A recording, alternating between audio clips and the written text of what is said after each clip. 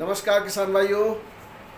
आज है 28 मार्च 2026 और दिन शनिवार है, हफ्ते का आखिरी दिन है। और जानते हैं मंडियों में क्या रही हलचल और कोल्ड स्टोरेज उत्तर प्रदेश और बंगाल की स्थिति भी जानेंगे। साथ ही गुजरात की रिपोर्ट आ गई है। हालांकि हम चाहते हैं कि बंगाल और उत्तर प्रदेश और गुजरात तीनों की रिपोर्ट एक साथ दें, कितने % आलू है। सारी रिपोर्ट्स नहीं है और मेरा निवेदन रहेगा, जो भी हमारे जानकार भाई हैं और हमारे चैनल से जुड़े हुए हैं, तो किसान के हित को देखते हुए आप अपने क्षेत्र की रिपोर्ट या जो भी आपको नॉलेज है कमेंट बॉक्स में ज़रूर दीजिएगा, जिससे कि एक बहुत भरोसेमंद और बहुत अच्छी रिपोर्ट किसान भाइयों के लिए तैयार की जा सके। दूसरा, मैं किसान भाइयों ये कहना चाह रहा था कि कुछ लोग अफवाहें फैलाते हैं। अफवाहें फैलाने का उनका शौक़ होता है और पब्लिक को परेशान होते देख करके उनको मज़ा आता है, चाहे वो आलू को लेकर के अफवाहें हों, चाहे सब्जी को लेकर के अफवाहें हों। और भारत में अफवाहों पर विश्वास बहुत किया जाता है। जो गलत चीज़ होगी उसको बहुत जल्दी प्रसारित किया जाएगा। अभी आपने पिछले दिनों देखा, खाड़ी देशों में युद्ध हो रहा है, भारत का कोई लेना देना नहीं किसी भी पक्ष से। हाँ, व्यापार प्रभावित है, उससे हम इनकार नहीं करते, लेकिन सरकार के लगातार कहते हुए कि हमारे पास पर्याप्त गैस के भंडार हैं, पर्याप्त पेट्रोलियम के भंडार हैं, पर्याप्त, अभी हमारे पास किसी पर तरह की समस्या की कोई भी किसी तरह की कहीं से भी कोई खबर नहीं है। हालांकि माननीय प्रधानमंत्री जी ने संसद में एक वक्तव्य दिया था प्रश्नकाल के दौरान। उन्होंने कहा था कि पब्लिक को कोविड काल की तरह से अलर्ट रहना चाहिए। इसका मतलब ये तो नहीं है कि कोविड काल में जिस तरह से लॉकडाउन हुआ था, महामारी फैली थी, एक दूसरे को छू नहीं सकते थे, वो सब चीज़ें अलग थी। उन्होंने कहा कि भाई जिस तरह से हमने एकजुट होकर के कोविड जैसी महामारी का सामना किया था अलर्ट रह करके, उसी तरह से अगर कोई किसी प्रकार की समस्याएं देश पर आती है तो हमें पुनः एकजुट रहना है। उनका अर्थ ये था। लेकिन अब देखिए अर्थ कैसे कैसे लगाए जा रहे हैं कि भाई उस समय लॉकडाउन हुआ था तो अब भी लॉकडाउन होगा। अरे मेरे दोस्तों, अगर लॉकडाउन होगा, आपको घर से बाहर जाने की आवश्यकता नहीं होगी, तो पेट्रोल का क्या करेंगे आप? पेट्रोल को ड्रामों में और बाल्टियों में और टंकियों में भर के अपने घर को क्यों बम बना रहे हो भाई मेरे? तो ये देश जो है अफवाहों का। इसी तरह से गैस के लिए सिलेंडरों में बहुत लंबी लंबी 2-2, 3-3 किलोमीटर की लाइन, जो जेन्युइन लोग हैं जिनको वास्तव में आवश्यकता थी, उनको नहीं मिला। हमारे गांव के कई सारे बच्चे बाहर गुड़गांव, नोएडा और दिल्ली NCR में नौकरी करते हैं, बेचारों को बड़ी समस्या हुई, उनको गांव से आकर के सिलेंडर ले जाना पड़ा। ऐसे ही आपके भी बच्चे होंगे। तो मेरा यही निवेदन है, पैनिक होने की आवश्यकता नहीं है, जो होगा सामने होगा और उसके लिए हम जो है तैयार हों। अपने मन को रखो भाई, बिल्कुल परेशान नहीं होना चाहिए जब तक हमारी गवर्नमेंट जो जैसे दिशा निर्देश कहेगी हमें पालन करना है, एकजुट रहना है सब। लेकिन ये सोच कि भाई हम जिंदा रहें, हम खाना खाते रहे, हमारे गैस भी रहे, हमारे पास गाड़ियों में पेट्रोल भी हो, बाकी दुनिया मर जाए, ये तो गलत है भाई। वो कहाँ गई सोच, कहाँ गई वो संस्कृति? सर्वे भवन्तु सुखिनः सर्वे सन्तु निरामया सर्वदेवे भद्राणि पश्यन्तु मा कश्चित् भावः। हम तो ये कहते थे, दूसरों के लिए कहते थे, हैं? हम तो वसुधैव कुटुम्बकम की बात करते थे। लेकिन यहाँ पर इसी तरह से किसान भाइयों जो अफवाहें फैलाने वाले हैं, वो आलू को लेकर के भी अफवाहें फैलाई उन्होंने, और आवश्यकता के विपरीत माहौल तैयार किया गया। हालांकि जो उम्मीद नहीं थी, किसी का भी इतना अनुमान नहीं था, सबके अनुमान फेल हुए। आप लोग कह सकते हैं, जो कुछ लोग कहते हैं कि आप कह रहे थे, ऐसा कह रहे थे, वैसा कह रहे थे। हाँ, उस समय के अनुमान के मुताबिक हम भी कह रहे थे कि भाई 60-70% कोल्ड भरेंगे। तो क्या आपको लगता है कि जितने भी कोल्ड स्टोरेज हैं उत्तर प्रदेश के अंदर या गुजरात के अंदर या बंगाल के अंदर, सारे 100% भरे हुए हैं? बिल्कुल 101% आप गलत सोचते हैं। जो बेहतरीन कोल्ड स्टोरेज जिनका व्यवहार है और छोटे हैं, उनकी कैपेसिटी कम है, जिनकी लिमिटेड सुविधा है, वो 100% फुल है।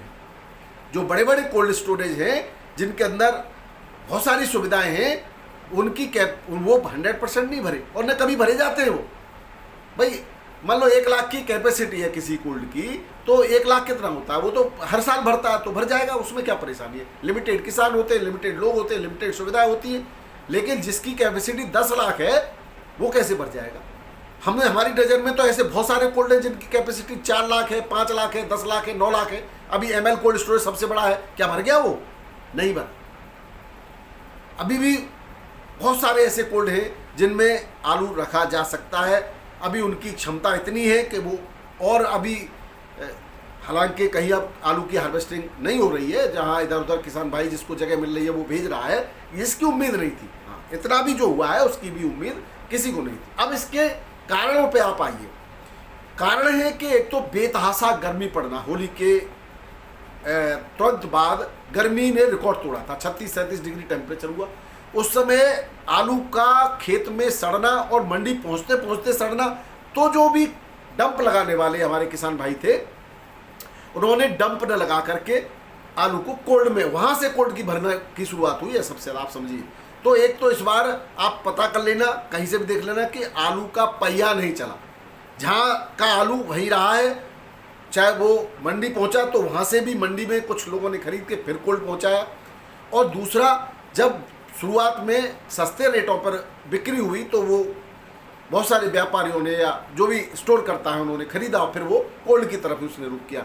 जब लगातार रेट गिरते चले गए मंडियों में तो फिर जो किसान रह गए थे उन्होंने भी डंप लगाने में या अपने घर पर स्टोर करने में समझदारी नहीं समझी, क्योंकि जो गर्मी का रुख था वो शुरुआत में उसने सबको डरा दिया।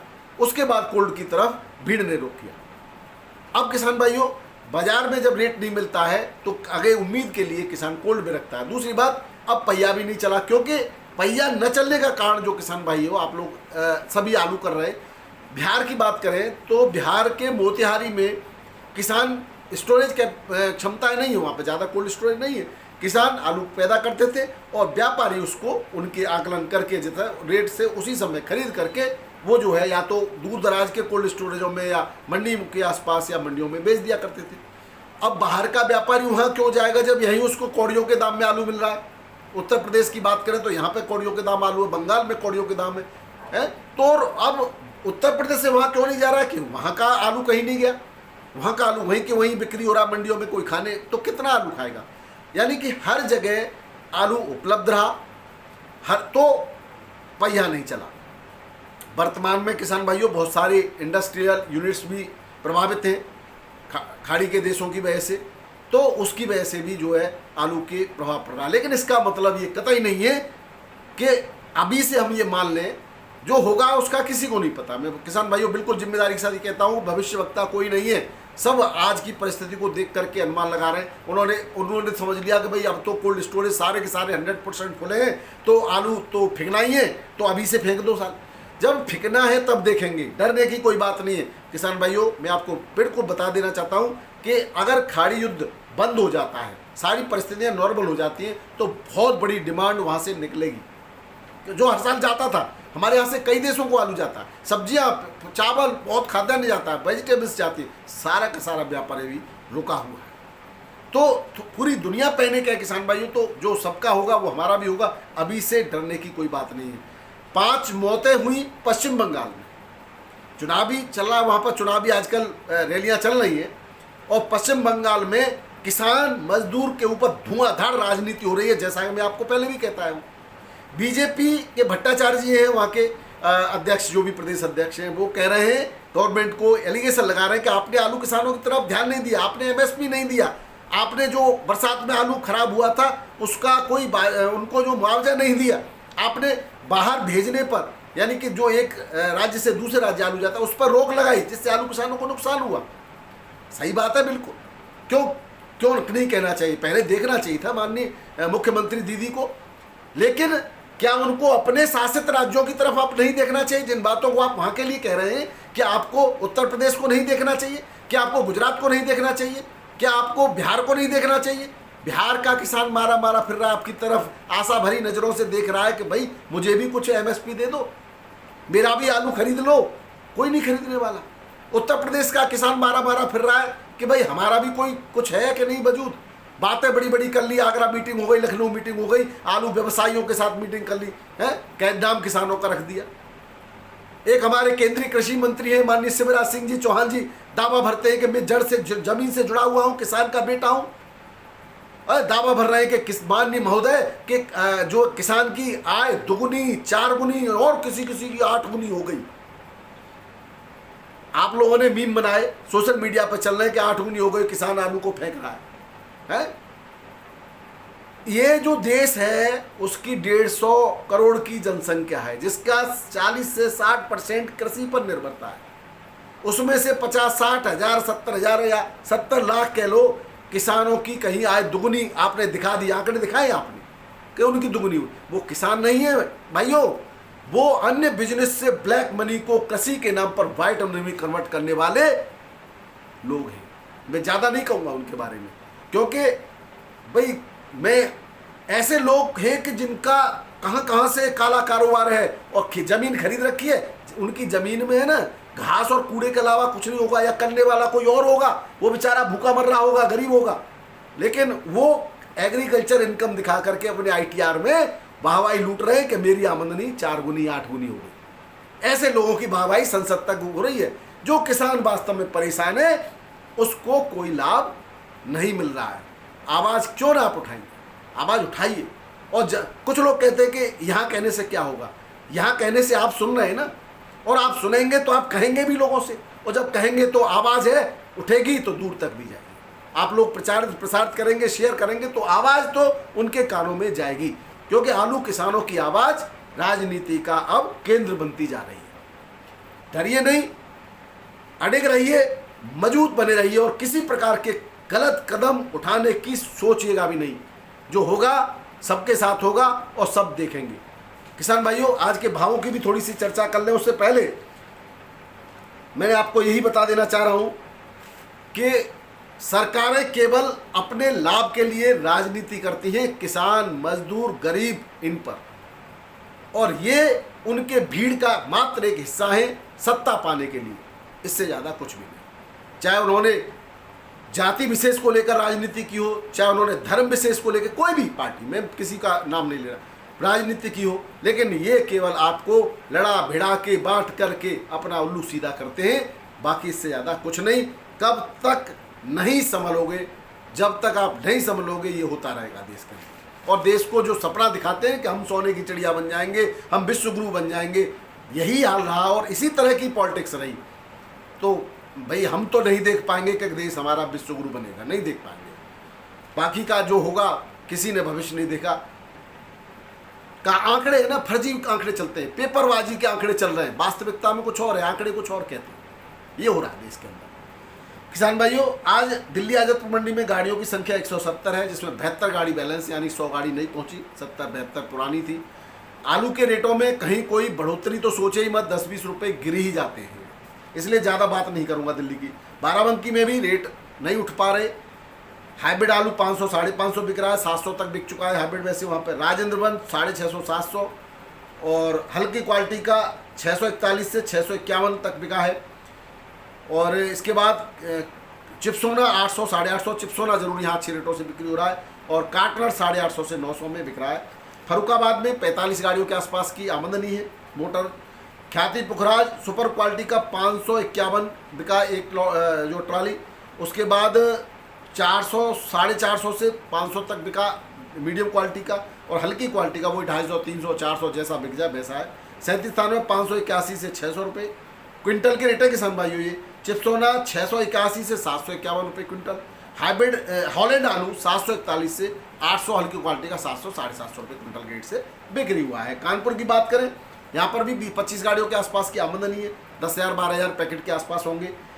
हाइब्रिड आलू बिक रहा है 500 से 600 रुपये क्विंटल। 37 स्थान में 600 से 700 रुपये क्विंटल। चिप्सोना 750 रुपये क्विंटल तक। कंचन 6 से 7, और सिंदूरी 750 तक। हॉलैंड 750 से 850 रुपये क्विंटल के रेट से बिक रहा है मैक्सिमम। हल्के के कोई रेट नहीं, 250 300 500 जो भी बिक जाए जैसी क्वालिटी। इसी तरह के साथ में जयपुर में गाड़ियों की आमदनी ज़बरदस्त है। जयपुर के रेट 37 स्थान में 7 से 8, हाइब्रिड 4 से 6, 302 7 तक हाईएस्ट। और हॉलैंड आलू लाल आलू 7 रुपये से लेकर के 10 रुपये किलो तक की रेट है। गाड़ी 30-40 बैलेंस बच जाती है, 50-60 नहीं पहुंच जाती है, 100 के आसपास बनी हुई है। तो पिछले 2-3 दिनों से रेट नहीं बढ़ेंगे जब तक ज़्यादा आमदनी आएगी। इंदौर में भी आमदनी घटी है, अभी 15 से 17,000 पैकेट की आमदनी है। राशन, जिसको ज्योति आलू की बात करें, जिसको धूप लग जाती है खेतों में, वो बिक रहा है 200 से 400 रुपये क्विंटल। जो मोटा आलू है बढ़िया, वो बिक रहा है 600 से 700 रुपये क्विंटल। सुपर वीवीआईपी क्वालिटी का आलू, जिसको धूप नहीं लगी, वो बिक रहा है 800 से 1100 रुपये क्विंटल। एलआर की बात करें, मोटा आलू सुपर वीवीआईपी 1000 से 1200 रुपये क्विंटल। हल्की क्वालिटी का 700 से 900, चिप्सोना सुपर 800 से 950, हल्की क्वालिटी का 500 से 750 रुपये क्विंटल के रेट से बिक्री हो रहा है। बात करें अहमदाबाद की, यहाँ पर 53 गाड़ियों में 13,275 पैकेट की आमदनी है। पुखराज आलू 4 से 7 रुपये किलो, बादशाह आलू 9 से 11.5, कोलंबा 10 से 13.5 रुपये किलो बिक रहा है। आगरा की भी 5 गाड़ियाँ हैं, 8 से 9 रुपये किलो आगरा का आलू बिक्री हो रहा है। बात करें मुंबई की, अगर कल के बैलेंस की बात करें तो 26 गाड़ियों का यूपी की 20 है, जिसमें गुजरात की 1 और एमपी की 5, टोटल बैलेंस 26 गाड़ियों का है। और यूपी का 37 8 से 10 रुपये किलो, डंपाला 5 से 7, एमपी का ज्योति 10 से 11, एमपी का एलआर बेपर पास 14 से 15, राशन आलू 11 से 13, गुजरात का एलआर 14 से 15 के रेट से बिक्री हो रहा है। पूना के अंदर 10 से 12 गाड़ियाँ हैं यूपी की, 9 से 11 रुपये किलो के रेट है। बेंगलोर में 23,877 पैकेट की टोटल आमदनी है, जिसमें यूपी की 16-17 गाड़ियाँ 11 से 14 रुपये किलो बिक रहा है। सुपर क्वालिटी का आलू हल्का 9 से 10 रुपये किलो। ये थे किसान भाइयों आज के आलू के भाव, आलू के समाचार और परिस्थिति की चर्चा। बहुत बहुत धन्यवाद, नमस्कार, आदाब, सत श्री अकाल, राधे राधे, जय जवान जय किसान। आपका दिन मंगलमय।